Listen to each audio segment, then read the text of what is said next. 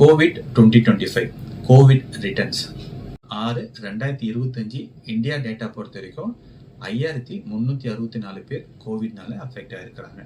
அதே மாதிரி 55 பேர் கோவிட்னால இறந்துருக்கிறாங்க. மறுபடியும் கோவிடா? இந்த கோவிட் பார்த்தா பயப்படணுமா? ரொம்ப பயப்பட வேண்டிய அவசியம் இல்லை. ஏன்னா அதில் வீரியம் ரொம்ப கம்மியாக தான் இருக்குது. ஆனால் பரவக்கூடிய தன்மை ரொம்ப அதிகமாக இருக்குது ஃபுல்லாக. இது ஓமைக்ரான் வேரியண்ட்டோட ஒரு சப் வேரியட்டி.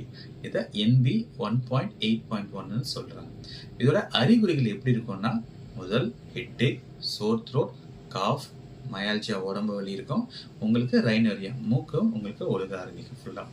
இதெல்லாம் காமன் அறிகுறிகள். ரொம்ப அதிகமாக போயிடுச்சுன்னா உங்களுக்கு மூச்சு திணறல் வர வாய்ப்புகள் இருக்குது ஃபுல்லாக. இது யாருக்கெல்லாம் ரொம்ப ஜாக்கிரதையாக பார்த்துக்கணும்.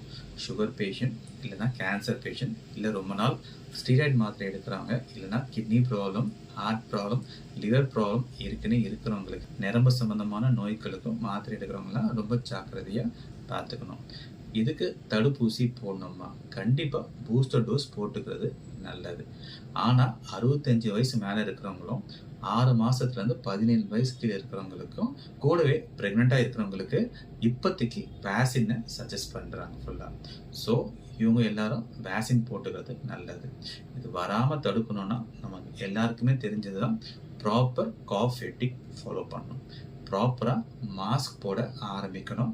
கை சுத்தமாக வச்சுக்கணும். ப்ராப்பர் ரெகுலர் ஹேண்ட் வாஷிங் பண்ணிக்கிறது நல்லது. அதே மாதிரி க்ரௌடட் பிளேசஸ் ட்ராவல் பண்ணுறதெல்லாம் கொஞ்சம் ரெஸ்ட்ரிக்ட் பண்ணிக்கோங்க. இந்த டெக்னிக்ஸ்லாம் ஃபாலோ பண்ணிங்கன்னா உங்களுக்கு நம்ம கோவிட்லேருந்து நம்ம தப்பிக்கலாம்.